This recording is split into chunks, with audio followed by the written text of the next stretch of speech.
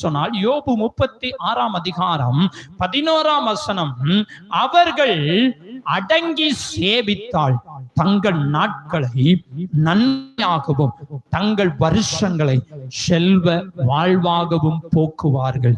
இன்னைக்கு செல்வ வாழ்வாய் நன்மையாக நம்முடைய வாழ்நாளெல்லாம் கடந்து போக வேண்டும் என்று சொன்னார். வேதம் சொல்லுகிறது அடங்கி வாழ வேண்டும். அடங்கினா கீழ்ப்படியணும். எதற்கு கீழ்ப்படியணும்?